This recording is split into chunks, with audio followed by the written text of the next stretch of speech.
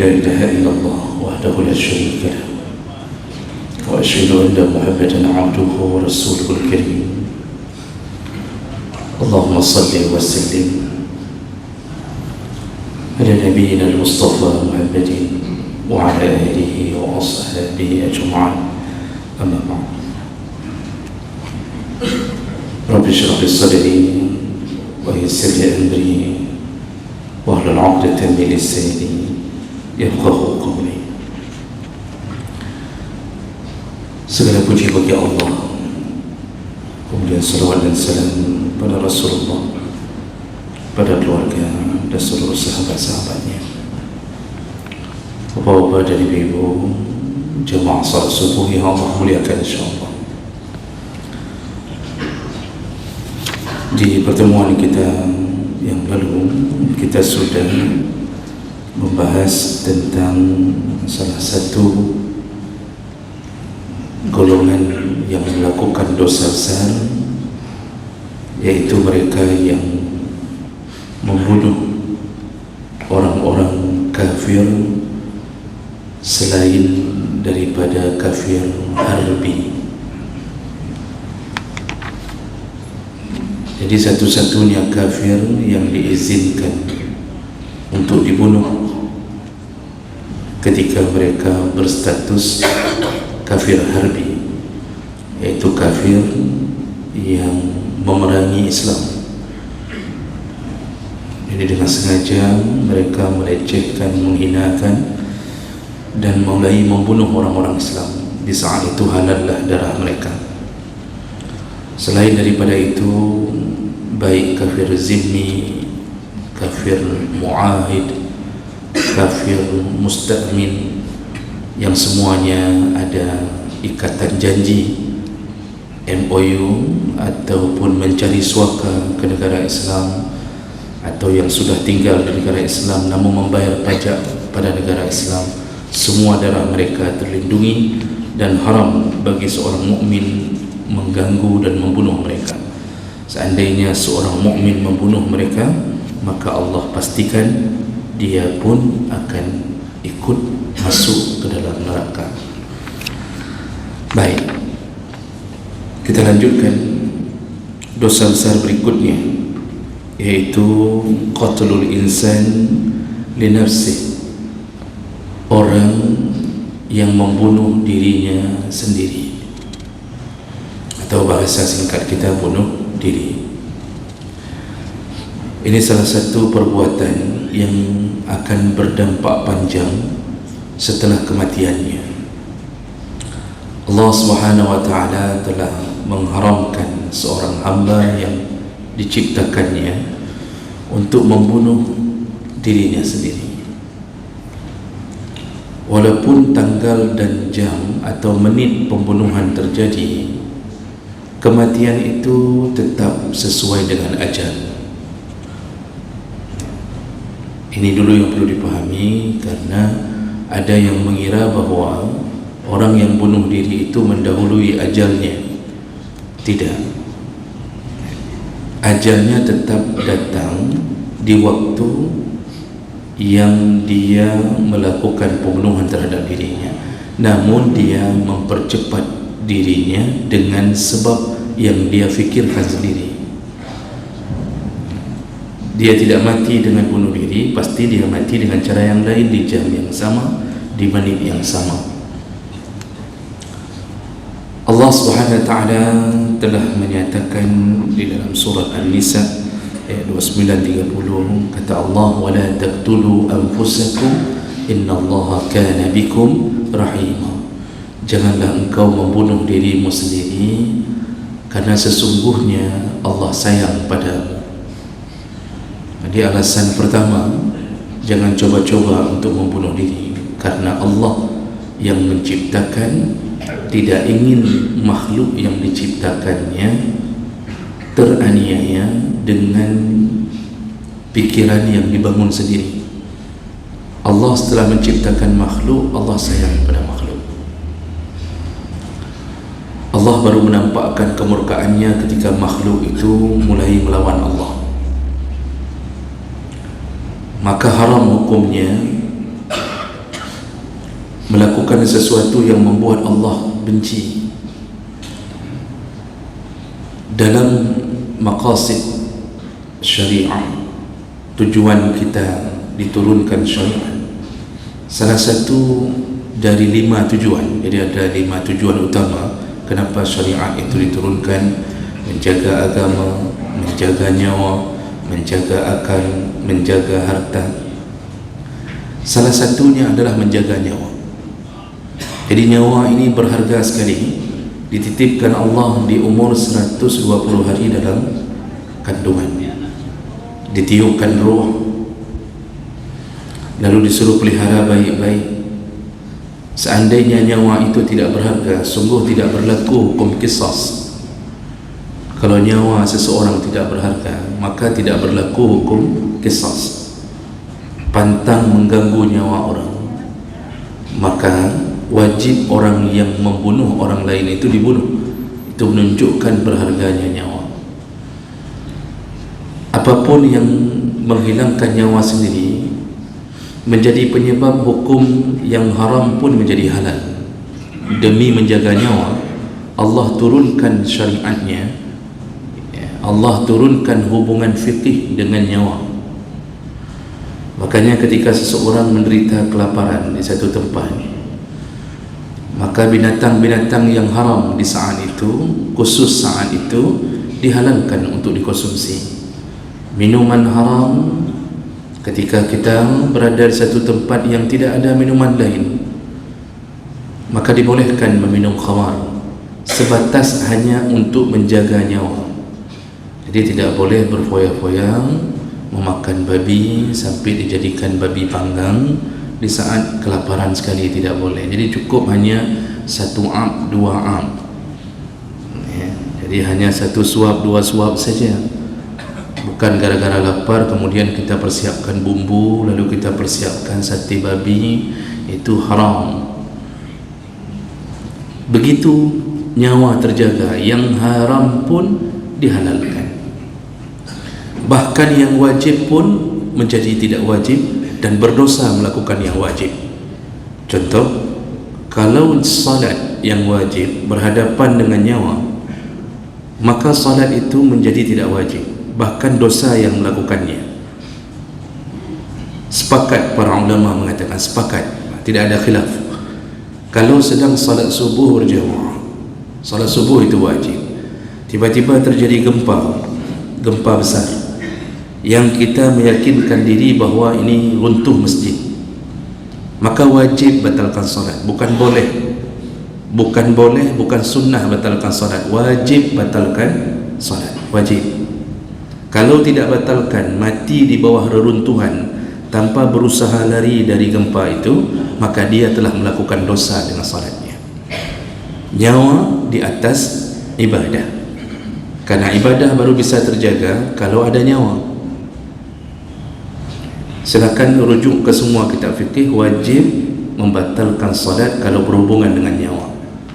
Maka nyawa ini sangat berharga, dilarang diganggu sama sekali. Tidak boleh mengambil nyawa orang, tidak boleh mengambil nyawa sendiri. Dan urusan pertama di hari kiamat nanti adalah ad-dima, yaitu mereka yang pernah menumpahkan darah orang. Ya, jemaah melakukan Allah Subhanahu wa taala. Jadi Allah melarang membunuh diri sendiri karena Allah sayang pada apa yang telah diciptakannya. Jadi jangan timbulkan kebencian Allah dengan cara itu. Lalu Allah sambung, wa may yaf'al zalika 'udwanan wa dhulma fasawfa nuslihi nara. Barang siapa yang melakukan bunuh diri itu dengan udwan, jadi dengan rencana menganiaya diri sendiri, wa dhulman, dia telah menzalimi dirinya sendiri, fasawfa nuslihi nara, maka kami akan campakkan dia ke dalam neraka. Makanya kalau orang sebelum bunuh diri sempat berfikir jernih saja sebentar, dia tidak jadi bunuh diri, walaupun tali telah menggantung di kosen pintu. Kalau orang ada ikut pengajian subuh, pengajian maghrib, insya-Allah dia tidak jadi bunuh diri. Karena semua orang bunuh diri itu menyesalinya di saat sudah tergantung. Saat dia berjuang untuk mendapatkan kembali nyawanya, di situ penyesalan terjadi. Kalau tidak percaya, tanya sama orang yang pernah bunuh diri. Begitu keadaannya, menggelepar-gelepar. Di situ kakinya mencoba meraih kembali bangku yang telah jatuh. Disitulah syaitan mengatakan, ana bari, aku berlepas diri dari kebodohanmu. Mau balik tidak bisa balik, mau meraih kosen pintu dengan tangannya tidak bisa tarik. Orang yang terjun dari tempat yang tinggi, dari lantai, anggap saja lantai 20, itu di lantai 10 itu sudah mulai menyesal. Cuma mau naik tidak bisa. Kalau ada Spiderman mungkin bisa tertolong, ini tidak bisa. Maka jemaah melakukan Allah, kenapa orang hari ini melakukan bunuh diri? Salah satunya adalah imannya yang begitu rapuh.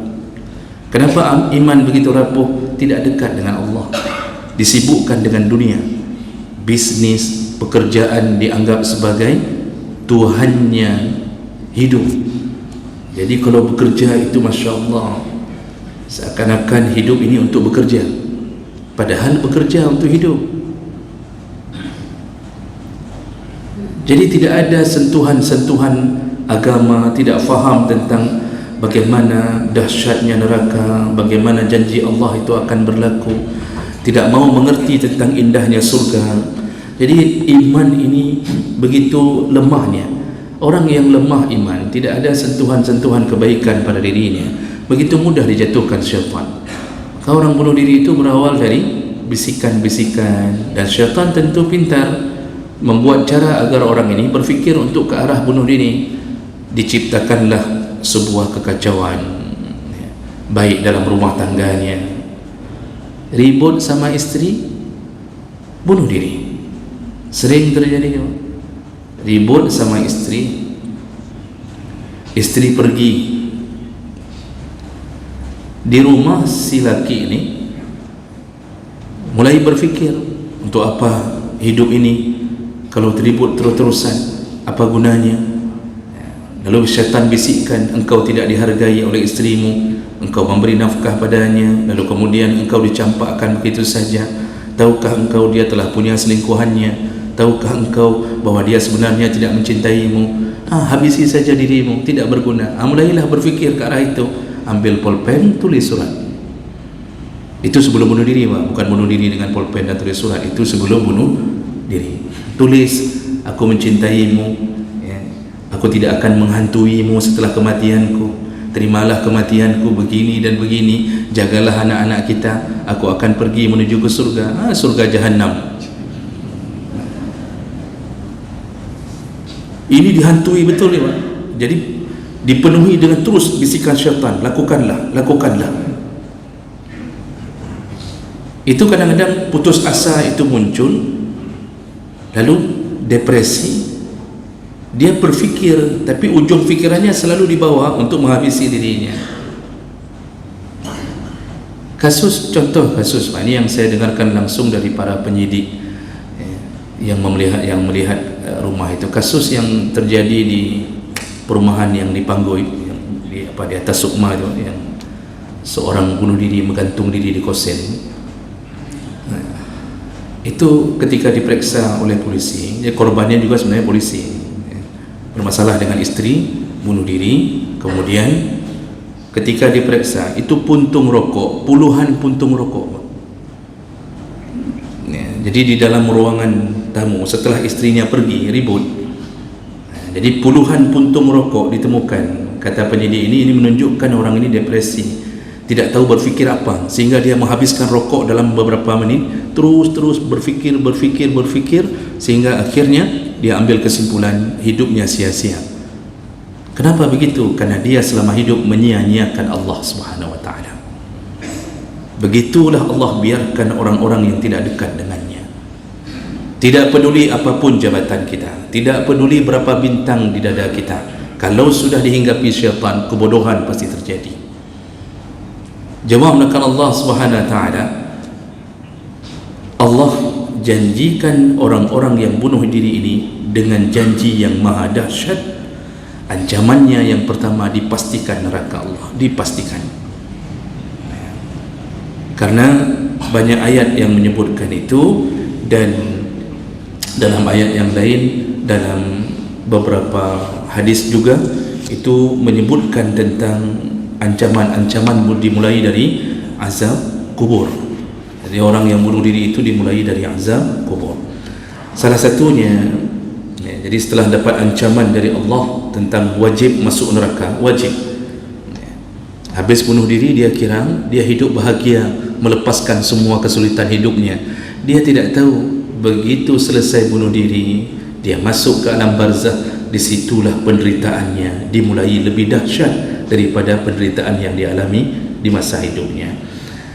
Rasulullah SAW menambahkan azab bagi orang yang bunuh diri. Hadis dari Abi Hurairah riwayat Bukhari Muslim, qala Rasulullah SAW, man taradda min jabalin faqatala nafsah fahuwa fi nari jahannam yataradda fiha khalidan mukhalladan fiha abadan. Pertama Nabi bilang, barang siapa yang membunuh dirinya dengan cara meloncat dari gunung, dari tempat yang tinggi, maka dia dimasukkan ke dalam neraka. Lalu nanti di neraka dia akan disiksa dengan metode dia bunuh diri. Jadi disediakan oleh Allah tempat yang tinggi di dalam neraka, lalu kemudian dia akan terus-terusan melompat dari tempat tinggi tersebut, dihantui dengan ketakutan yang maha dahsyat, dan dia diulang-ulang kejadian itu. Terus-terusan dia melakukan seperti cara dia membunuh diri di dunia. Jadi disiksa oleh Allah di neraka dengan caranya sendiri. Dan Nabi menegaskan mereka, yaitu orang yang bunuh diri, khalidan mukhalladan fiha abadan, kekal di dalam neraka selama-lama. Kekal, padahal Allah menyebutkan kekal itu yang pasti kepada orang kafir. Orang kafir tidak ada jeda siksa dan tidak akan keluar. Nah, bagaimana dengan orang yang bunuh diri ini? Disebutkan juga kekal. Para ulama kemudian mencoba mensyarah kalimat ini dalam tafsir, juga syarah Muslim disebutkan. Imam Nawawi pernah menjelaskan, selain daripada kafir, kalau ada kalimat kekal di dalam neraka, itu ada pandangan-pandangan. Yang pertama, kata Imam Nawawi, orang bunuh diri yang mukmin, dia beriman Allah, dia percaya Nabi Muhammad Rasulnya, dia bunuh diri. Kalimat kekal ini, kata Imam Nawawi, apabila ini kondisi pertama, kalau dia meyakini bunuh diri itu halal. Jadi dia meyakini bunuh diri itu adalah perbuatan yang halal dan baik. Jadi seorang mukmin ketika melakukan bunuh diri dengan prinsip ini tidak mengapa. Di saat itu dia kekal bagaikan orang kafir yang menghalalkan syariat. Itu kondisi pertama yang bisa membuat kekal. Yang kedua, kata Imam Nawawi, karena mensyarah Sahih Muslim ini, maksud kekal di sini bukanlah kekal seperti orang kafir, tapi hampir kekal seperti kafir. Hampir kekal. Karena kalimat ini itu ditegaskan oleh Allah, yang kekal hanya orang musyrik. Innallaha la yaghfiru an yushraka bihi wa yaghfiru ma duna zalik. Yang Allah tidak bisa ampunkan mati dalam kesyirikan. Selain mati dalam kesyirikan, Allah bisa ampunkan. Nah, maka kekal di sini bukan bermakna tidak bisa keluar, karena banyak hadis yang menyebutkan selama tauhid kita Allah, kita mentuhankan Allah, Nabi kita Muhammad, ada kemungkinan untuk keluar, walaupun setelah diselesaikan urusan habis-habisan di dalam neraka. Nah, jadi ini pandangan tentang kekal kalau dia punya pemahaman yang sesat, meyakini bahawa bunuh diri itu adalah sebuah pekerjaan yang halal. Yang kedua, bisa jadi makna kekal terlalu lama di dalam neraka, hampir-hampir mencapai kekal. Wallahu alam, yang pasti ini laknat bagi mereka yang bunuh diri. Dan Rasulullah menyambung, wa man tahassa samman faqatala nafsah fasammahu fi yadihi fi nari jahannam khalidan mukhalladan fiha abadan. Barang siapa yang bunuh diri dengan meminum racun, maka di neraka dia disediakan racun yang terus-terusan dia meminumnya dan menyiksanya dengan siksaan maha dahsyat, kekal di dalamnya selama-lama. Wa man qatala nafsahu bihadidatin fahadidatuhu fi yadihi yatawajja' biha fi nari jahannam khalidan mukhalladan fiha abadan. Barang siapa yang bunuh diri dengan membacok dirinya atau menusuk dirinya dengan besi, parang dan sejenisnya, maka dia akan dimasukkan ke neraka, lalu dia akan terus-terusan membacok dirinya, kekal di dalamnya, kata Nabi. Begitulah azab orang-orang yang bunuh diri. Bagaimana konsep dia bunuh diri, begitulah Allah akan memperlakukannya, di samping azab neraka yang disediakan untuknya. Jemaah melakukan Allah Subhanahu Wa Taala. Ada sesuatu yang menarik untuk menutupi khutbah kita atau tausiah kita pada hari ini, bahawa kadang-kadang ada orang mengira bahawa bunuh diri untuk menghilangkan rasa sakit itu dianggap boleh. Maka pasien kadang-kadang meminta kepada doktor untuk disuntik euthanasia. Jadi ada yang mengatakan untuk menghilangkan rasa sakit dibolehkan. Itu pikiran yang sesat. Tidak boleh seorang pasien meminta kepada ahli atau doktor untuk disuntik mati, untuk menghilangkan rasa derita selama ini. Haram. Itu termasuk bunuh diri. Maka nanti orang-orang yang meminta seperti ini di neraka, dia akan disuntik terus-terusan untuk mendapatkan siksa yang maha dahsyat, sekaligus dengan dokter-dokternya. Jadi bukan dia saja, dokter yang suntik mati itu pun insya-Allah juga akan menemani pasien sampai ke neraka. Ini hati-hati mengambil sikap seperti ini. Bunuh diri menghilangkan penyakit, menghilangkan rasa derita, itu termasuk bunuh diri. Di masa Rasulullah, ini sebagai penutup kita Bapak Ibu, di masa Rasulullah hidup, Rasulullah sallallahu alaihi wasallam ketika sedang istirahat dari satu peperangan, lalu lewatlah seseorang dari pasukannya dan dia memanggul senjatanya, iaitu pedangnya.